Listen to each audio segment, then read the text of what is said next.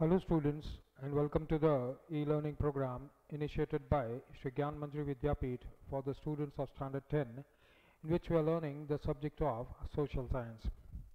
Students, today we are going to start with chapter number 7, that is the last chapter in the history section of this book. Chapter number 7, name of the chapter is Preservation of Our Heritage. Students, in the entire history section of this standard 10 social science about heritage of India. Sorry for the description sound.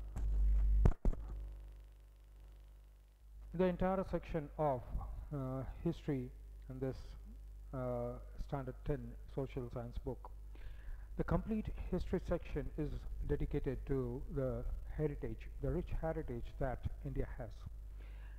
From chapter number 1 to 6, we have learnt about the different aspects of heritage. For example, in chapter 1 number 1, we learnt about the importance of heritage, what is heritage, importance of heritage, how is the heritage classified, for example, cultural heritage and natural heritage and cultural heritage. These are the two broader divisions of the heritage that we have, in which we learned that whatever has been passed on from our ancestors, which the earth has given, and human beings, they did not make much change in that becomes the natural heritage. For example, the rivers, landscapes and all that, wildlife, vegetation, all of that falls under the category of natural heritage. Then we learnt about cultural heritage, which includes lots and lots of things, because cultural heritage is basically whatever man has made by himself, and that is passed on from generation to generation. Lots of changes, lots of modification happens in it, and we get a more and more beautiful culture, whether it is custom, tradition, language, script, or the houses that we have built, the different architecture that we have done, the discoveries that we have made, the religious places, for example, temples, mosques, tombs, jain temples, monasteries, whatever human beings have made, that becomes our cultural heritage. Then we learnt about the different arts that are included in cultural heritage. That is, first we learnt about the handicraft that has been since ancient ages. Then we learnt about the fine arts, that is painting, music, dancing, in that also classical dancing, folk dancing. So when we have division, we have subdivision, subdivision, subdivision, and we learnt a lot of things in chapter number 2. Chapter number 3, we learnt about two things. One is sculpting work and another is architecture, where since 5000, even 5000 years ago, still we have lots and lots of things that belong to the rich architecture of India, and lots of sculpting work has been done since ages, and we have living proof of that. For example, the Aryan culture, we say, or we say the Dravidian culture, or we say the architecture that was built up first by the Dravidians, that is the Indus Valley civilization or Harappan civilization, and whole of the Aryan culture, what has been passed to us. Then we have ample amount of proof to show that since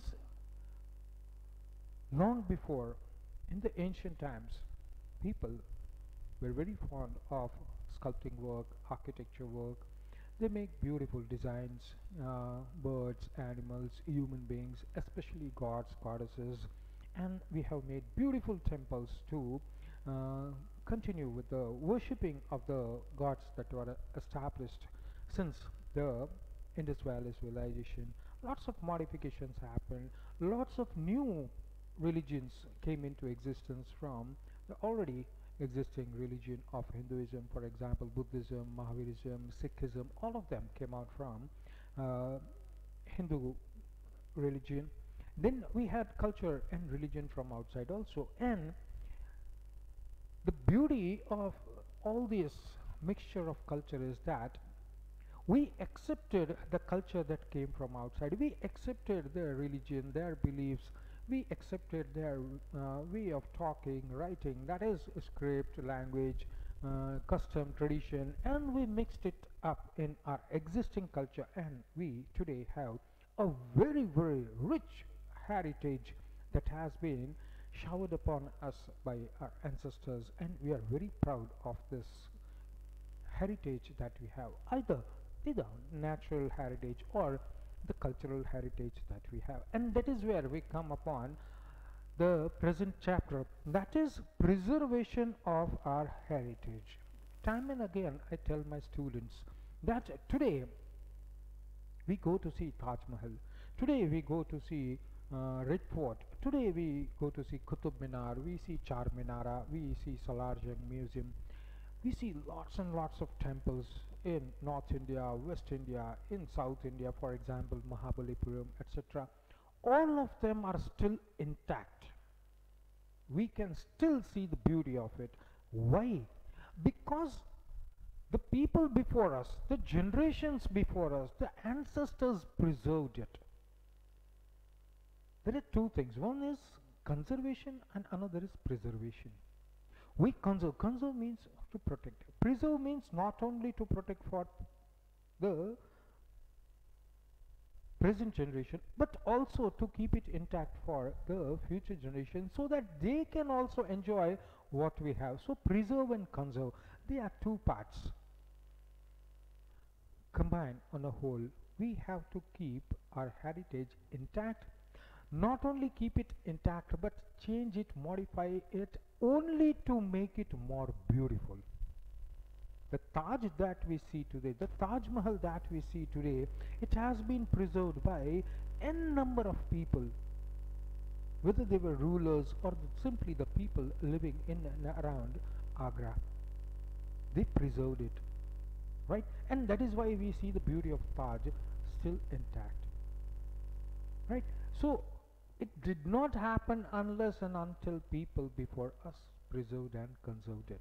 So preservation of our heritage is one of the most important aspects. We should be aware of it, and we should also be putting it into practice, because it is not only the national the duty of the government, it is the duty of each and every citizen, and that makes this chapter more interesting. A multifaceted and diverse heritage. This is just an introduction. That is the first paragraph in the textbook. Our multifaceted and diverse heritage brought glory to India. Multifaceted. Multifaceted means having multiple faces. Yes, when we see the beauty of a temple, when we adore a temple, when we celebrate a festival in the temple or outside it or in our houses, when we worship any god or a goddess belonging to any religion, then what we are basically doing is we are having multi-face.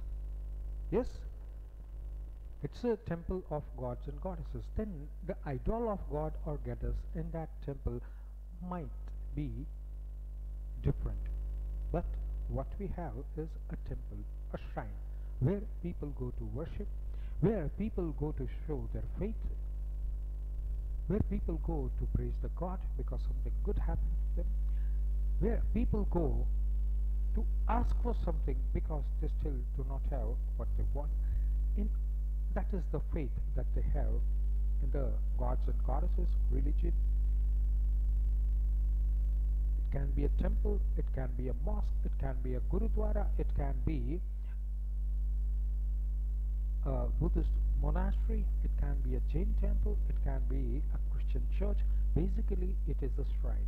So a shrine where God is worshipped, it can have multiple faces. So same way we have heritage which is multifaceted. We see architecture, we have seen this in all these previous chapters. We have seen the multiple face of the heritage we have, and that heritage, for example, handicraft, that is weaving, and after that fine arts. Then we learnt about music, dancing, folk dancing, then we learnt about sculpting work, then we learnt about architecture, then we learnt about the literary heritage, then we learnt about the places of historical importance. In this way, and diverse, having lots of variety, having lots and lots of variety. This has brought glory to India. When foreigners come to India, they just keep looking at the beautiful architecture of different, not only shrines, different monuments. They can be, they can be in a variety of ideas. For example, it can be a shrine at the same time. The next that they will see is maybe it's a tomb. The next they might be seeing is a fort, a palace. So we have not only multifaceted, but we have diverse heritage, and that has brought glory to India. Cultural heritage includes whatever we have learned earlier in the earlier chapters. For example, sculpture, architecture we have learned in chapter number 3. Chapter number 4 we have learned about literature, various arts that we have learned in chapter number 2, etc. All this, they are multifaceted, they are having lots of variation and quite diverse from each other. Both natural and man-made factors are adversely affecting our heritage, and so it is necessary to preserve it. The very first important point is, why should we preserve it? Because first thing, we'll keep man-made for later on, but natural factors, they affect this multifaceted and diverse heritage. For example, the forests that we have. For suppose forest fire breaks out, it did not happen due to us. Maybe it happened due to the lightning, and the forest caught fire, some trees caught fire, and then it spread. But because of that, we are losing the rich green patch that we have. Lots of animals, birds, fish, insects, all of them, they lose their habitat. Many of them die. Some might be in the endangered species, some might be on the verge of extinction. All of them, we lost it. So a natural reason can happen. For example, floods. For example, famine or a drought, earthquakes, tsunamis. These are the natural reasons why our heritage gets damaged. We're talking about natural heritage. If we come to man-made heritage, for example, we don't take care of the monuments that we have. Lots of grass starts growing in between the stones, and slowly the roots, they break up the stones, and they will be in a dilapidated condition. Yes, trees are coming out from the dome. Yes, banyan trees, they come out from anywhere from the cracks of the walls, and they start growing and thus breaking the whole of the monument into pieces. This happened because of our negligence. Many times, due to wars, due to fighting between two parties, lots of destruction happens. Fighting in between two countries, neighboring countries, that results in destruction of this rich cultural heritage that we have, and that is an irreparable loss. Yes, for example, if one of the monument which is standing, it got destroyed due to earthquake, or it got destroyed due to an ongoing war of, say, the previous medieval era, that was a very fine fort, but either the Britishers attacked the fort or the neighboring kingdom attacked the fort and completely destroyed it. It happened in the history, but then our heritage got destroyed. If at that time people had that much common sense in preserving it, then we could have had lot many forts, lot many palaces, lot many buildings today also standing erect, because we were responsible for it, right? So not only natural factors, but man-made factors are also responsible. Adversely means wrongly affecting our heritage, and that is why there is a need to preserve it. Various forms of art and architecture are vanishing. Preserving them will inspire the coming generation for the work done by our ancestors. For example, there are lots of customs, traditions in the Adivasi people. Now the jungles are disappearing and the Adivasi is their heavenly abode, that is the forest is disappearing. Now they have to leave the forest according to the British rule, according to the rules of the new government found after independence, Indian government. Yes, because of that they got destabilized from their area and they had to vacate that area and take shelter in the nearby villages or far off towns and cities to survive, and they lost their rich culture and tradition. They were not able to continue it because whole of the community is not there. Few households are still continuing, but then it gets limited to those households and we lost. Now the art vanished. Practice stops. For example, we have learned dancing, that is classical dancing, folk dancing. Classical dancing, if people did not take interest in it, then that art will be lost. If it is discontinued for 50 years, 100 years, that art will be lost and we will lose a very important part of our culture, we will lose a very important part of our heritage. So lots of arts, they got vanished. Preserving them and inspiring the coming generations for the works done by our ancestors is going to keep up those arts alive, not only today, but that art will be passed on to the next generation to next generation. So the generations to come, they will also enjoy the same heritage that we are enjoying today if we do not allow these various forms of different arts to vanish. Our heritage makes us feel proud. For example, we feel proud about Taj Mahal, great South Indian and Jain temples, forts and palaces, etc., which memorize and attract the whole world. For example, the Taj, made out of white marble, right? Very, very costly during the time of construction. It's a symbol of love today. It stands for a symbol of love. It's a paradise of love, right?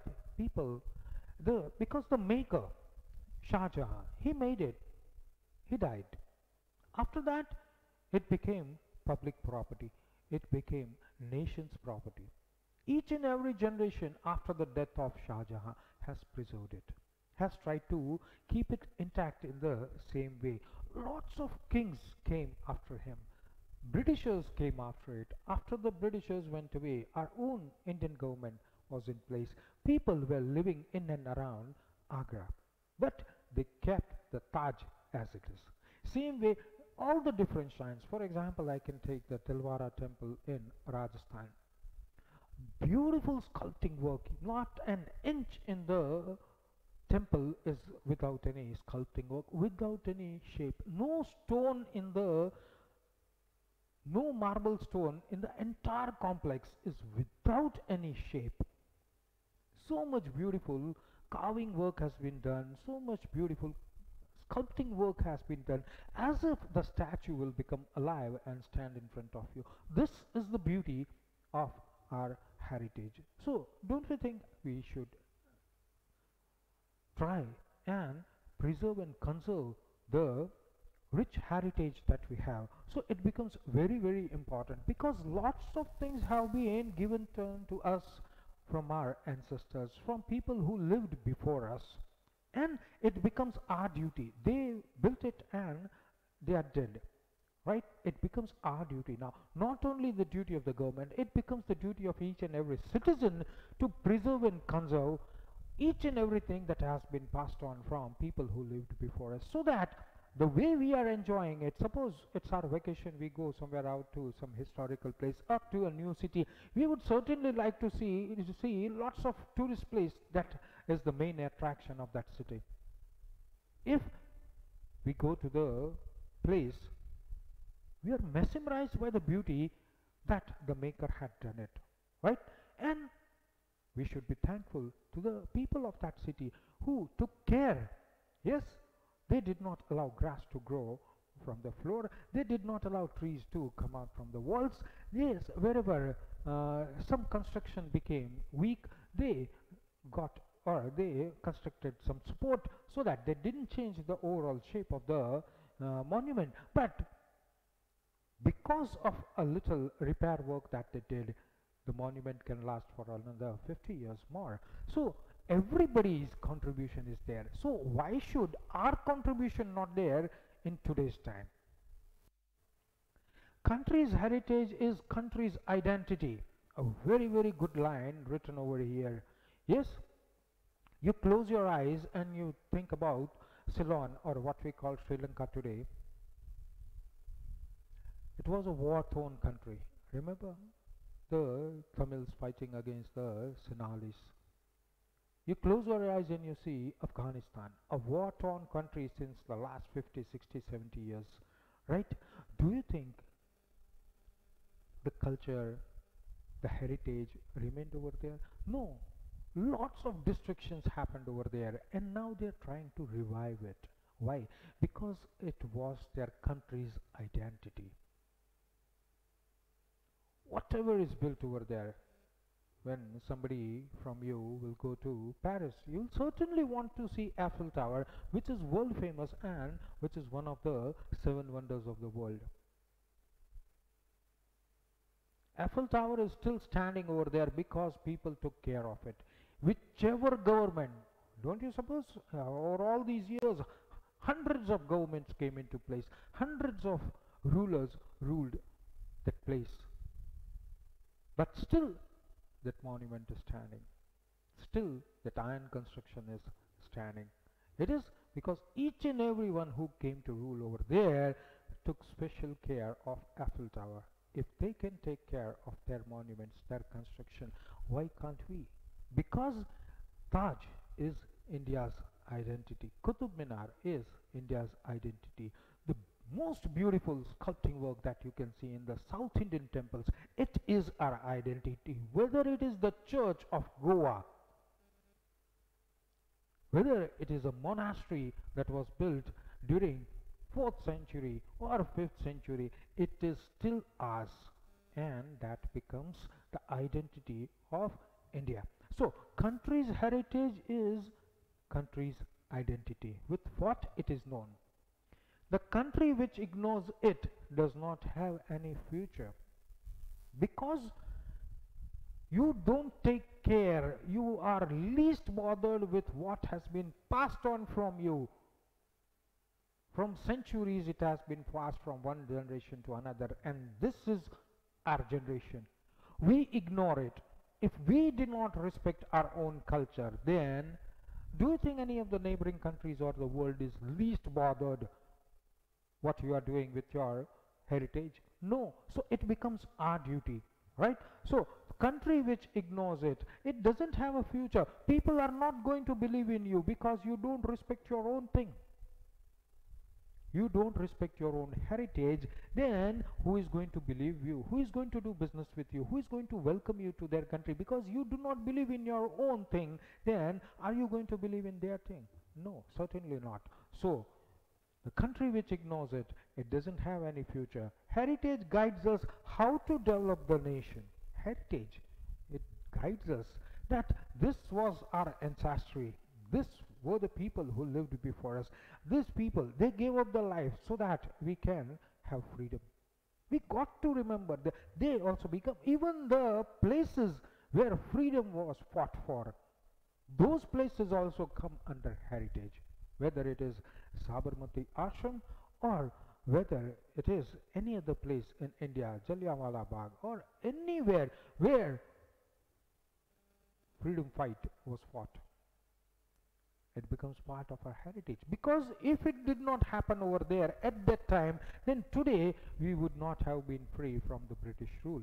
So each and every aspect of heritage is equally important for us, and we should never forget it. We should not ever ignore it, and that is going to guide us how to develop the nation. Mahatma Gandhi, he gave the fight against the British rule with the help of Satyagraha, and we got freedom.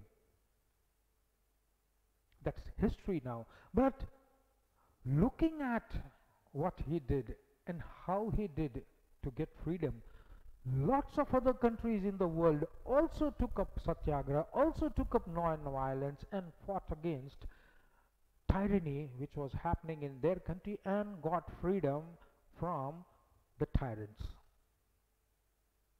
They took a cue from your heritage, from our heritage.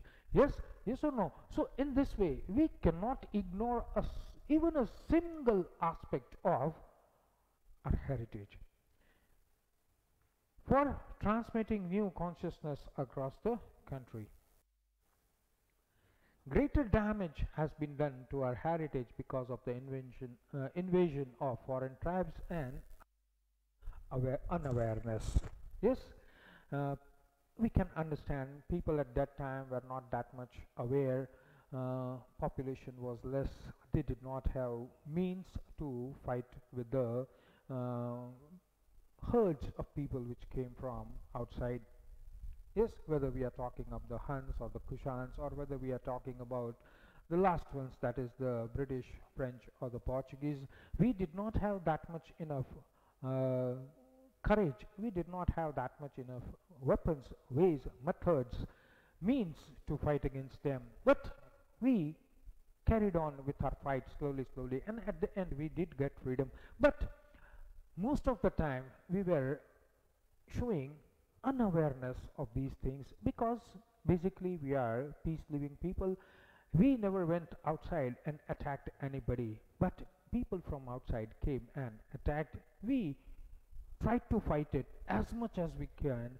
The brave kingdoms, the brave kings, they fought when somebody from outside came to attack India, because they understood the pride. Whether they lost or won, that is immaterial. Yes, because history cannot be changed now, but those things happen. Yes, either the foreign invaders had to go back because they got defeated, or our people, our brave people, they fought but they were not able to be victorious, and they lost their kingdom, they lost their land.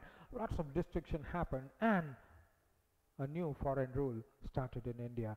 Some place expanded. So it is because of our unawareness something happened. So lots of damage has been done in the past, because tribes from outside in the ancient times came, people from other countries came in the medieval times, and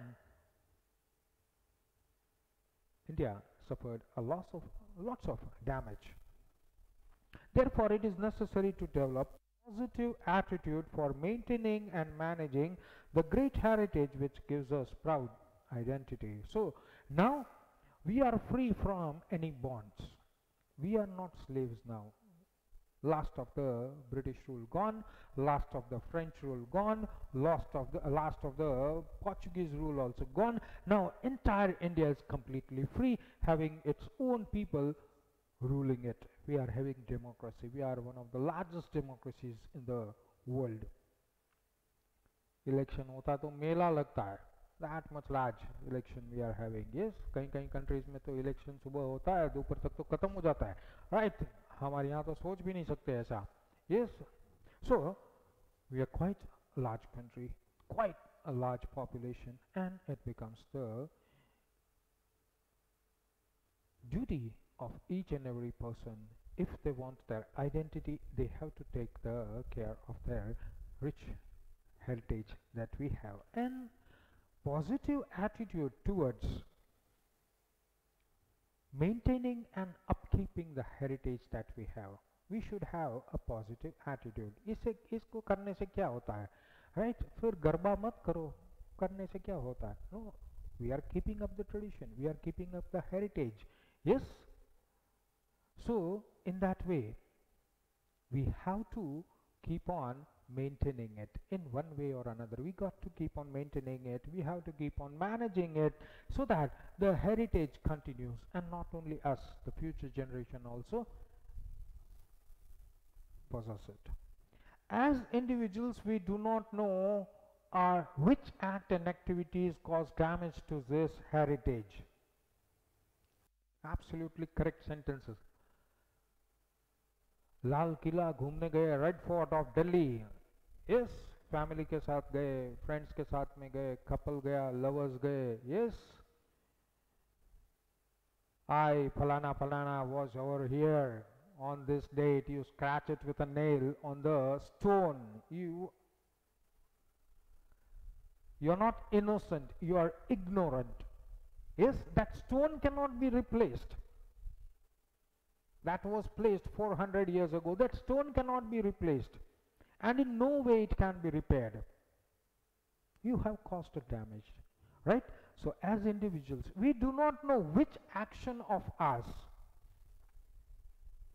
our acts and activities, is going to damage this heritage. So we have to be careful. Hence it becomes extremely important for the nation to set up proper teams and organization who can help in preserving heritage, and along with the support of the people. Now we have so many hundred thousand lakhs of monuments all over the country that it becomes impossible for the central government to reach each and every monument. And this is the reason why lots of monuments are in a dilapidated condition, because when it was proper time we were not able to reach it. We did not have that type of organization, we did not have that type of rules, regulations where you cannot damage a monument, right? So now if you want the heritage to be preserved, that has to be in an organized manner. How can it be in an organized manner? Somebody has to be made responsible. That means we should have a proper department looking after it. We should have a separate organization looking for it. We should have expert people working on it, those who are well aware of how to preserve the different aspects of the rich heritage that we have. It's not only about monuments, it's about the customs, traditions that we have. It is also about the religion. It's also about the places of worship, places of religious importance. Same way, art, culture, each and every aspect is important. So there should be a central organization, there should be a committee of expert people who can look into these affairs, have proper rules and regulations set up, so that the present generation does not damage it further. The damage is stopped and the reviving work is done. For example, some art is lost. We got to find it and then we got to revive it, so that that art again comes up in our heritage and becomes part. Earlier it was part, in between somebody forgot it, right? And now we are again reviving it, so that we are able to take it back into a lineage of heritage that we have, and continuous practice, continuous focus given on it will make it again a part of the rich heritage that we have. The errors of the past can be rectified in the present by taking necessary steps and saving the heritage in the future. There are lots and lots of things which got damaged. Lots of art, culture, artifacts, they got damaged.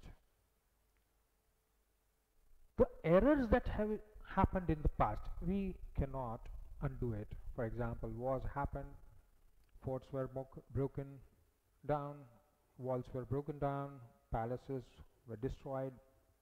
Now it is in a destroyed state. Now we cannot undo that war, we cannot undo the destruction, but we can again restructure it in the same way as it looked before the war happened. Today we can do it because now we have the sources, now we have the material, now we have the means how to do it, right?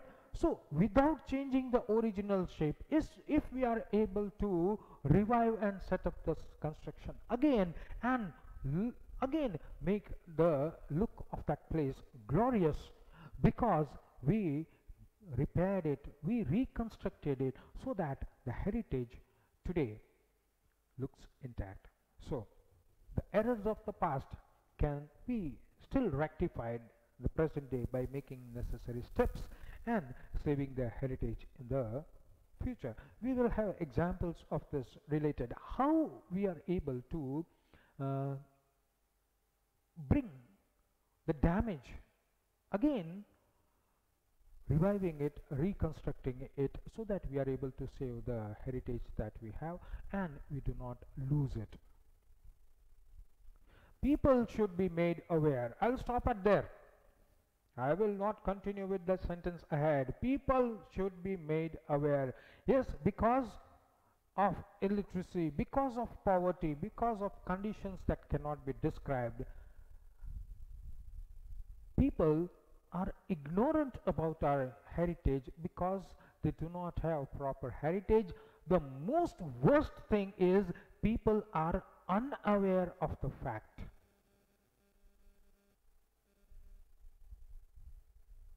एक बहुत बड़ा किला है, पुराना हो गया है, it's quite in destroyed or in ruined state. मेरा घर बन रहा है, 2 पत्थर वहां से ले आता हूं. That is ignorant. Yes, that is ignorance, because I am taking out 2 stones from the fort, which was once quite gigantic, quite big, quite huge, quite strong, was glorious, had a glorious past, which stopped lots of invaders from outside, help protect the people living inside. All this thing was in the past, but because of some reasons it got destroyed, and then it gets more destroyed when people do not take care of it. Thieving activities happen over there. Even with ignorance, then also that is a thieving activity, right? So people should be made aware about the damage done to the places of cultural and natural heritage, so that they become responsible about their duties in preserving heritage. If the people are aware that this temple is old, it is 400 years old, okay, and it's not in quite a good shape, and we do not have that much money to revive it, right, reconstruct it, but then at least more damage should be stopped. If the people living over there, they become responsible, yes, we cannot revive it, we cannot reconstruct it, we do not have means, money or material to do that again, but then whatever condition is, we should be able to keep it in that condition, and we should not allow further damage to happen. So if people are made aware that this is your heritage and you have to conserve and preserve it, because it's impossible task for a government of the country as large as India to be at every point, every place, and take care of it. No, it's just not possible. Though the governments, all the governments, yes, whichsoever government came from 1947 to today, 2020, each and every government has tried to do its best, but then also being a vast country becomes impossible. So who comes in next? It is us, it is the citizen, it is the people who are living over there. They should be made aware, so that they themselves become responsible and do half of the duty that the government has to do, that is at least to conserve and preserve it and not allow further damage. It is the moral duty of the government as well as the common public to conserve and preserve our heritage. Yes, the Taj would not have been standing over there all these 300-400 years if people living nearby stole marble from it and adorned it or to beautify their own homes. None of that thing happened. That means whatever rule came, whichever government came, whatever people were living over there, they did not touch Taj, right? So people are aware. We don't say that people are not aware. People are aware. Only thing is, some more awareness has to be stopped, so that we do not damage or we do not harm our own heritage. Now, our pride and honor lies in our heritage. The same thing is explained, only thing is the question, the point of view is a little bit different. Same thing is cleared over here, sculpture, architecture and all that. Yes, we have already talked about this. Preservation, okay. Preservation of heritage has become a very serious issue. Yes, preserving it is, of course, we know it costs a lot, right? So, lots of damage is also done, lots of care is also being taken, but at the same time some damage also happens. So preservation of heritage, it has become a very serious issue. A country's heritage is its most valuable asset.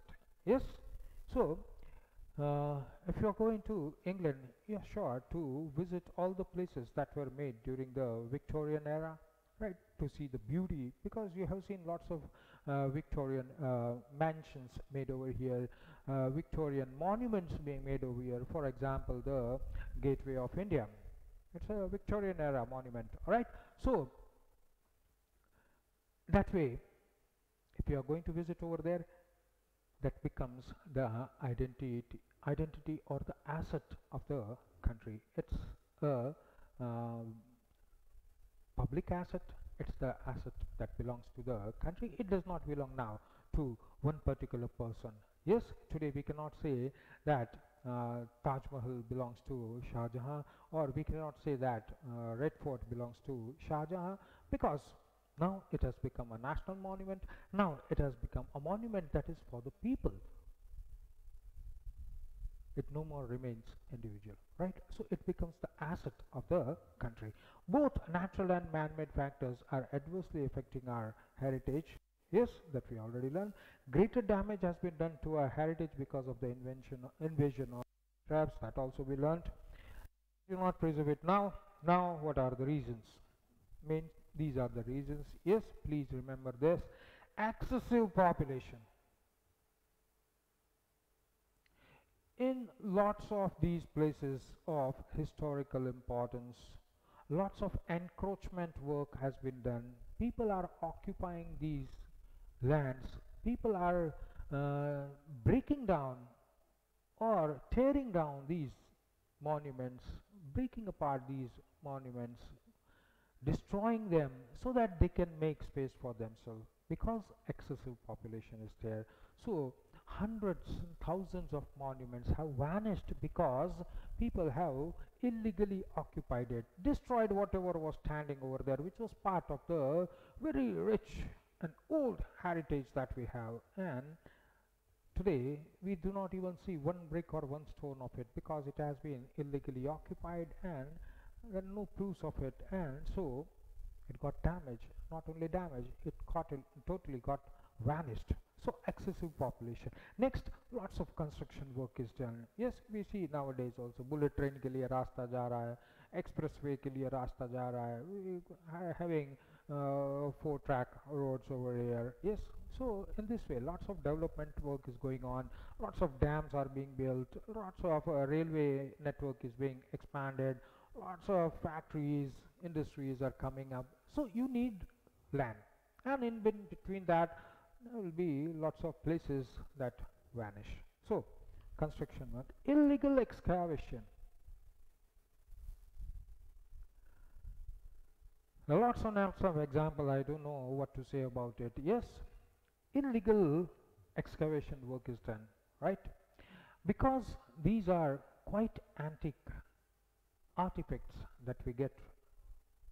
We are unknown about it. Yes, we buy a plot of land and we start digging to make a house over there. We find some artifacts, right? Now if we tell that to the authorities are going to stop your work and they will take possession until they are satisfied that might be a few artifacts were there, otherwise nothing of much importance over there. But that's also going to take 5 years. So you won't be able to make your house. Many people, they found lots of things buried in the ground and sold it in the black market, right? So illegal excavation work or digging up work, yes, they might have found few coins over there, rather than gold coins, and rather than telling the authorities about it, they started digging more in greed that they will still get more gold, and perhaps they might have got, but then that is illegal excavation work, thefts. Yes, lots of mandis, lots of shrines that were having very glorious past. They were quite famous. Those temples were quite rich and quite old also. 100, 200 years, more than that. Lots of statues, lots of idols, lots of sculpting work.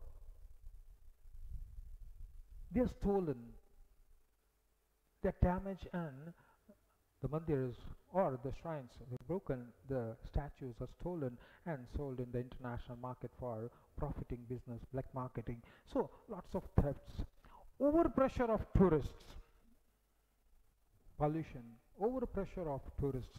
Yes, suppose you have only one or two places where you can go out during Saturday, Sunday, which is quite near to you. So when you go to that place, whether it is of historical importance, whether it's a fort, whether it's a dam, or whether it's anything, you'll find huge crowd over there that will be creating a lot of garbage. They'll be spitting anywhere, they'll be eating anywhere, throwing the garbage anywhere, they'll be writing their names on the walls. So because of this overpressure of tourists, we are not able to maintain, we are not able to take care of these spots, and we are damaging our heritage. Same way pollution. Pollution has an unprecedented effect on these monuments. The best example it's given in this particular chapter also is about Taj. Taj, instead of whiteness, because it has white marble, the marble had started turning yellow because the pollution from the nearby industries, it started sipping into the marble and changed the color of the marble. Do you think that is a reversible process? Yes, it took lots of time to again take out the pollution from the stone and again turn it white. Yes, huge amount of money had to be spent on reviving the glory and the beauty of Taj, right? So population, etc., they are some of the factors that are responsible for destroying our heritage. So students, let us stop over here for today. We'll continue in the next lecture. Thank you.